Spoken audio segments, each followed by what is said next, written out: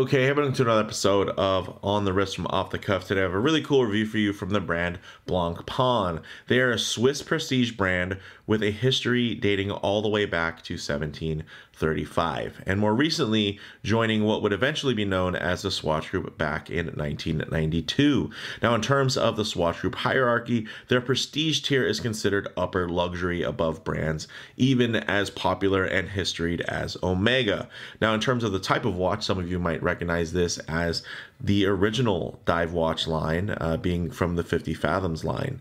Now, those key common characteristics in the language you're looking for a diver, many of them were actually kind of set by this dive watch family. Some of those key common characteristics and design language being water resistance through some type of screw down crown, something that's tough, legible with a dive time bezel, and a diver's extension is always nice if on bracelet. Now, although this watch doesn't have every one of those, it is very cool that it did help establish some of the very first watches that did have that rotating dive bezel, and of course that clean aesthetic that is of course very, very readable and legible. Now, this actually is their Blancpain 50 Fathoms Bathyscaphe, and it is a modern evolution of their historical 50 Fathoms diver that even predates the Rolex Submariner. You can get this for $12,000 MSRP new, or you can get this particular unit for $7,800 pre-owned from Belmont Watches here locally in San Diego. I highly recommend, and I also personally recommend the team over at Belmont Watches. I've purchased through them in the past, and I continue to actually acquire new watches through them, not just for review, but also for my personal collection. So definitely check them out. But let's go ahead, zoom the camera out, get this piece in hand, and take a closer look. Okay, guys, this is a looker. Wow, look at that dial, that vertical brush, the color palette, the muted grays. It's just something very, very special.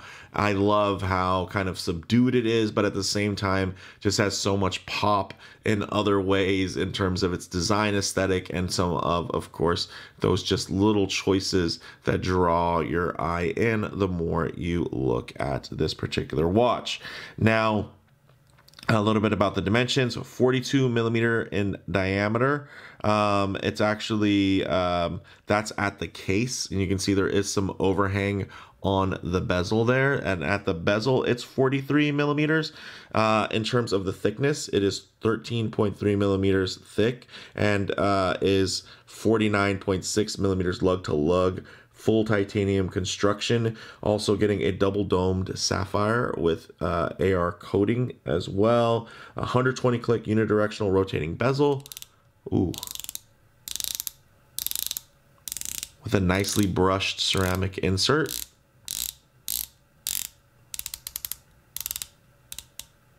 Very nice action, quite clicky while also still being quite smooth. So not super jarring to your fingers or anything like that. This is one, I mean, it's definitely on the clickier side, but total pleasure to use. I really like that that loom pip there has a very similar profile to the actual rounded indices. And then, of course, also matching that running seconds hand. So there's just a lot, again, within just that kind of cohesive design that the 50 Fathoms line, you know, they've had a lot of practice doing, because, of course, they've one of the first to do it, right? So they've been doing it as this has been a dive watch as long as dive watches have been around, and at least in terms of modern dive watches, right? The crown is quite large and robust, screw down, really amazing winding action, guys. I normally don't point out winding action because typically there's nothing that really stands out. I mean, there can be some, but this one, the smoothness is just wild to me, which definitely speaks to the grade of the caliber that's inside, which is Blancpain's own caliber 1315, which has a 120-hour power reserve beating at 4 hertz. So now you're going to get that full 28,800 vibration per hour beat rate. So nice and smooth while still having an extremely extended power reserve. I mean, you think about that compared to, let's say, Omega, which is also within the Swatch group, where they've turned everything down to have a choppier sweep on their seconds hand to extend out their power reserve, whereas Blancpain not having to do that. So very impressive. Check out the movement here. Let me just give this sapphire case back a quick wipe just to make sure you guys are able to kind of really enjoy this movement. Look at that. Looks like a tool watch movement should, but at the same time, very gorgeously done. You can see not really about, you know, big ornate finishes there and patterns, just a beautiful satinization. And then of course, looking at the bevels on the edges of those plates, they're just all done immaculately. And then of course, the engraving. Oh my gosh, this thing is special, guys. It's just a total package, right? It from start to finish, front to back, this thing is just a luxury dive watch, you know, to the fullest degree. Whether it be the heritage, the design language, the execution, the choice of material, this is really blending old and new in a very, very special way. Now, in terms of this gorgeous dial, which we'll bring up nice and close here, check that out. Just enjoy that. You see the beautiful vertical brushing. You got applied indices. You have that nicely color matched date wheel right there at the 4.5 or right around 23 minutes on the bezel. And this thing is sweet. You're also getting 30 bar or 300 meters of water resistance, which is good up to 1,000 feet. So definitely going to be very robust in terms of its construction and its capabilities. It has a 23 millimeter lug, and it has this nice sail canvas strap tapering down to 20 millimeters at this gorgeous, fully milled and detailed pin buckle. Check that out. Just the little details, titanium, multiple finishes, gorgeous edges. The edge work on here is fantastic. Then of course the signed pin buckle itself is just wonderful. And then of course you get a very nice material. Many you know, brands really have tried to follow their sailcloth quality. I mean, this sailcloth strap has really even inspired aftermarket brands to start a whole business model based on trying to produce something that is on par with these really nice, well done straps. So very gorgeous. But let's go ahead, get this piece on the wrist and see how it wears. All right, guys, as you can see on my 7.5 inch wrist, this 42/43 millimeter watch wears really well. I will say visually, it's going to appear quite large, mostly because of the dial opening and the amount of negative space on that dial. Of course, if I bring it up to the camera, it's gonna be a good amount of lens distortion. It's gonna appear quite oversized. So what I'll do is I'll leave my hand nice and low and just tighten things up here so you can get a more detailed look while also keeping a truer aspect ratio of how this may lay on your own wrist. You can see very nice case shape. Although it is more flat underneath, it still does have nice contouring there, so it can drape around the wrist. And even though there isn't a polish transition on that bevel, the brushing is so sharp you can still see it, and that is on titanium, folks. So definitely impressive from that perspective. I love the way the different colors and textures and finishes and just the grain across these different textures just grab and play with light so beautifully. And you can see, of course, one thing you can see is, yeah, it might feel a bit large to the eye, but I will say on the wrist, it doesn't feel oversized. While it definitely doesn't feel super lightweight by any means, because it still is a large hunk of, titanium there, and it does have a very substantial mechanical movement. It by no means is a featherweight. You're going to feel this. You're going to feel the quality of it on the wrist, and you're really going to enjoy it. So, don't think this is going to be something you're going to throw on your wrist and maybe forget about. And one thing also to note is I do have a 7.5-inch wrist, and I'm down to about the third hole from the end. So if you have a larger wrist, you might have to source out a different type of strap. And then with that kind of larger, semi-odd, lug width there at 23 millimeters, definitely something to keep in mind.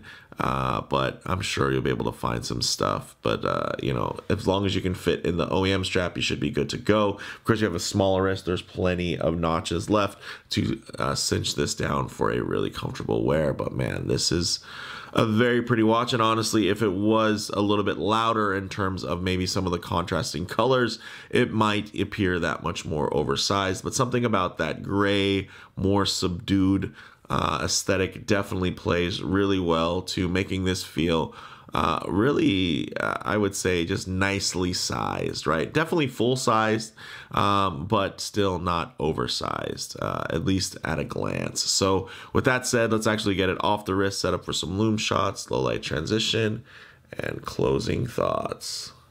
Okay, let's go ahead and hit the lights here. As you can see, very potent loom, extremely well applied, like you would expect for a watch within this price point. Now, even with the smaller surface area of those indices, the nice thing is because it is applied really well, you're going to get all of that legibility and crispness in terms of the illumination. Also, you're going to get a lot of space on the dial, which is nice for contrast so that you can actually tell the time really well. So another thing that I always like to integrate into the loom shots, of course, are going to be low light transition, because you're not always going to be out in the middle of a field enjoying direct sunlight. A lot of times you're going to find yourself coming in and out of buildings, walking underneath overhangs, or maybe just spending some time in your favorite automobile. Wow. And you're going to notice that, the way that all of these different textures and color palettes kind of play together, even with the monochromatic nature of this kind of shades of gray layout. Man, there is a lot to love and a lot of play and a lot of life that you're going to be able to kind of activate just by getting a light source onto this timepiece. My goodness, you can even see at the edges of the dial, it appears that this could even be a rounded dial there, which is really, really cool. Like, there has extra contour. It could just be the crystal playing a trick on me, but it does, for me at least, appear that way, that you might have a domed dial as well. This thing is gorgeous. My goodness. I feel like this is a very misunderstood watch. I know a lot of folks, they think about divers and they just want it to kind of be an end all be all, do it all watch. But so many people who love dive watches are also collectors. And I think that's where we really need to have, a different parity within the space, having different things that just meet different requests. And this watch definitely is so much more bold and charismatic, and has a lot more personality than you would find from a lot of other mainstream divers. And then, of course, again, like I mentioned before, holistically, this is just the real deal altogether. So, closing thoughts, guys, on the wrist. This wears way better than you'd expect for a 43mm watch. Still visually large, but far from hefty. Definitely has the luxurious heft you'll be looking for when it comes to wearing a mechanical timepiece, but it's not going to be something that would weigh you down or, by any means. You're not going to forget about it. It's not that lightweight. It's just somewhere in a nice space, and I think a lot of that has to do with the fact that it is, a pretty large kind of slab style of design, but it is using some really great materials. In terms of model variants, there are other variations available, but this particular one is available at an awesome price from Belmont. So definitely check them out, whether you're looking for this timepiece or you're just browsing it through their current inventory, or even if you have a particular grail in mind that they don't have listed, they can also try sourcing it for you and working out quotes. So they are definitely, one of my go-tos when it comes to watch dealers, just because one, they're local for me, so I can meet them in real life, which is nice. And then two, I've just had really good experiences that have started out from a very casual to now even a more professional partnership, where I'll review stuff that they land in, and even do, maybe a paid promotion every once in a while. This isn't one of them. This is, again, just me kind of just honestly speaking from my experience. Now, in terms of comparable models, this really outclasses the Rolex sub in so many ways, and it's definitely more of a connoisseur's piece, and versus if you're, as long as you're like a non-flipping collector, like if you're somebody who flips watches, you probably won't want this one, because it's not something that's going to give you a great ROI. So if you're looking at watches as investments, this probably isn't the one for you. Or maybe if you want to get ahead of the market, it could be one for you, because Blancpain, of course, is within the Swatch group. So who knows, the next moon swatch collaboration could be something within the ranks of Blancpain. At least from what I'm hearing, it could be a special watch that will ignite more demand, like it did for the traditional moon watch. For Omega, it might actually produce more demand, mainstream demand, from Blancpain, for Blancpain, and within their 50 Fathoms range. I mean, it doesn't get more iconic than this. It doesn't get any classier than this either for a lot of folks. So it's definitely, bottom line, a legendary diver from a legendary brand. That is something that is rare. It will take years and years before that micro brand that you love, hundreds of years, for them to kind of build in this type of brand cachet. So if that's something that means a lot to you, especially if you're spending within those upper echelons, above $5,000, I think that's really where a lot of that comes into play in terms of the brand prestige, the brand heritage, and of course the horological significance of each model. So with that said, let me know what you guys think in the comments below. If you like the video, please do a like, and if you haven't already, please subscribe for more content just like this. Thanks, guys.